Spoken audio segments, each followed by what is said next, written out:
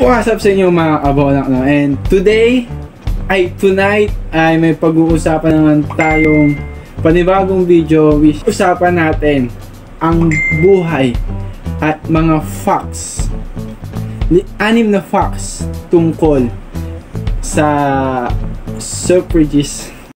Pag-usapan natin ang tungkol sa isang babaeng nagtaguyod ng kanilang karapatan bilang kababaihan at karapatang bumoto.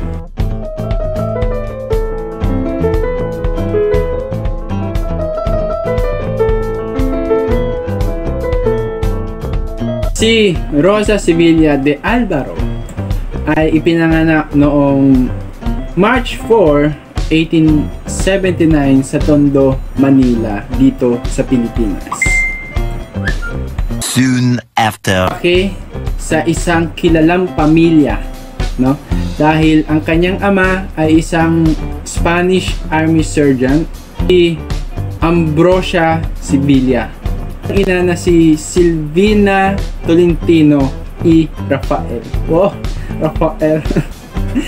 Na ang kanyang kapatid, no, na kamag-anak naman niya ay yung sikat na playwriter at poetess na si Aurelio Tolentino. At namatay naman siya sa gulang na 75 noong May 11, 1954 sa Quezon City, at dahil sa cancer, stomach cancer, no?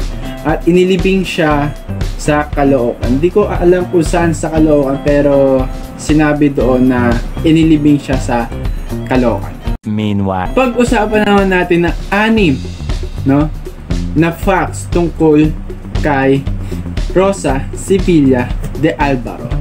Unang-una dyan, no, ang kanyang childhood o ang kanyang pagbabata ay may epekto, no, sa kanyang advokasya, na nag-mold sa kanya at i-push ang kanyang advokasya. Si Rosa ay lumaki sa kanyang ante na isang kilalang educator sa panahon niya. At nag-i-invite siya ng kanyang ante na mga kilalang patriotiko at mga intellectualist na Pilipino sa kanyang bahay. At sa pag-uusap na yun, syempre nag-uusap yung ante ni Rosa at yung mga bisita niya, ay itong si Rosa ay medyo nakikinig pala ng mga pinag-uusapan tungkol sa colonial education, no? O educational colonialism, no? At ito na nga yung nagpamold sa kanya para i-push yung kanya mga advokasya sa buhay, no? Naranasan nyo na ba na yung pagkabata nyo is yung nag-push sa'yo bilang itulak yung pangarap mo o yung advokasya mo sa buhay? So, si Rosa ay nangyari yun sa buhay niya, at alam naman natin ang mga susunod pang mga pangyayari. Pangalawa, sa taong 21 years old siya ay naitatag niya ang Instituto de Mujeres, no? Si Sevilla de Alvaro ay nagtatag siya ng isang school na kung saan pinakaunang school sa Pilipinas na exclusive sa mga kababaihan, no? At yung team niya ay nag-create ng isang curriculum na magpre-prepare sa mga kababaihan upang maging servant o i-serve ang Diyos at ang bayan, no? Maganda to, no? Sa panahon ng Amerikano ay syempre nagtatag din yung mga Amerikano ng edukasyon dito sa Pilipinas, which is the Thomasites at mga Protestantism na teacher, ay Itong kanyang school ay ituturo ang history, no? History ng Pilipinas at na itinuturo yung mga skills, lalong-lalo na yung domestic skills, no? Itong schools na din to, parang naging daan upang ituro ni Rosa yung kanyang advokasya, which is yung mga karapatang pangkababaihan at lalong-lalo na yung karapatang bumoto, no? Na ituro sa mga kababaihan, no, na nag-aaral sa kanyang eskwelahan. Ngayon ay kilala na siya bilang Rosa Sevilla Memorial High School, no? Hanapin nyo kung saan yon. Pero sa Manila yun, syempre, no? At bilang pagpupugay na rin sa kanya at sa kanyang contribution sa kababaihan at sa bayan. Pangatlo ay isa siyang mahusay na writer, no? Si Sevilla ay isang writer, no? At nakagawa siya ng mga books, nag-publish books na nakasulat sa Spanish. Una na dyan yung La Mejor, La Major, o La Mejor. Pangalawa dyan is yung El Sueño del Poeta. El Sueño del Poeta. At ang pangatlo na kilala ng libro niya is Prisionera de Amor. Oh, ganda, di ba? Maliban sa mga pinapublish niyang books ay yung siyang editorial staff ng La Independencia ni General Antonio Luna, no? Itong La Independencia isa siyang pahayagan na sumikat at na-distribute noong 1898 at hanggang 19th century, no? At ito yung pahayagan na nagpapamulat, nagpapagising sa kamalayan ng mga Pilipino sa panahon yun. Narinig nyo na ba yung salitang balagtasan o yung debate pero may pagka-poetic style? Ayan.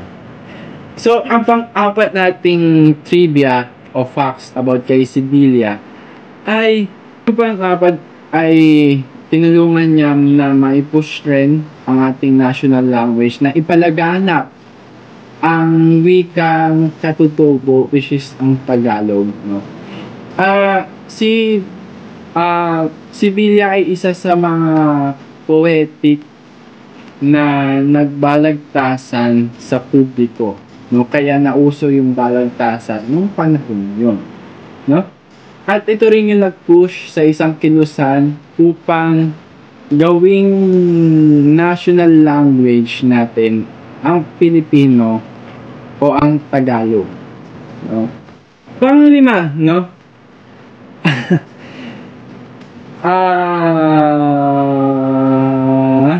Siya ang kauna-unahang babaeng dean o principal, ganun, dean sa University de Santo Tomas. University of Santo Tomas. After niya ma-enroll si Sevilla sa UST o sa USTE o sa University of Santo Tomas sa the age of 49 ay ginawa siyang dean. Hindi ko alam kung saang kurso o saang kolehiyo, pero nakasulat doon is ginawa siyang dean at siya ang kauna-unahang dean sa universidad na yun. At pang-anim at na pinakamahalagang contribution niya sa Pilipinas at sa mga babaeng Pilipino, no? Kung nakita nyo yung picture na ito ay sa Google ay ito ay bilang pagpupugay sa kanya bilang siya yung nagtaguyod ng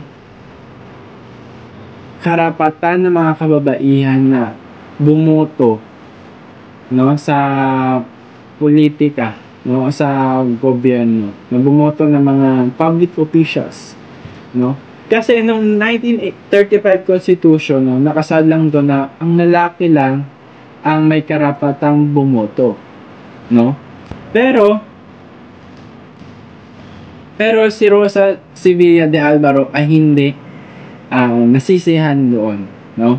Siguro naisip niya na kailangan din may boses ang kababaihan sa panahon yon, at kailangan din mangialam o makipag-participate o makilahok ang mga kababaihan sa larangan ng politika. At itinatag niya muna ang Liga Nacional de Damas Filipinas o National League of Filipino Women na magtataguyod at lalaban sa karapatan ng mga kababaihan ang bumoto, no? At ayun na, sa 1937 Women's Suffrage Plebiscite na bumoto kung pabor ba or hindi sa karapatan ng kababaihan na bumoto, ay naglandslide na yes, no?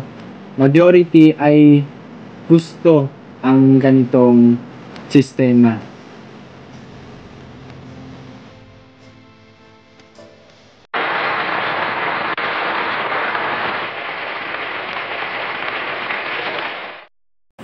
At ayun na nga ang ating storytelling. Ang ating konting facts or trivias kay Rosa de Sevilla de Alvaro. Rosa Sevilla de Alvaro, no? Na lagi natin tatandaan na lahat tayo ay may karapatan kahit anumang uri ng gender ka. At ngayong eleksyon, darating na eleksyon, ay kailangan ang lahat ng Pilipino, ang lahat ng kabataang Pilipino ay boboto o kailangan bumoto para sa ating inang bayan at para sa ating kinabukasan. At kung may nagustuhan kung nagustuhan nyo ang video ito, please like, comment, share, and subscribe sa aking channel. At hit nyo na rin ang bell button para sa ilang updates. At tandaan, magparehistro at bumoto. Hanggang sa muli. Ponax out.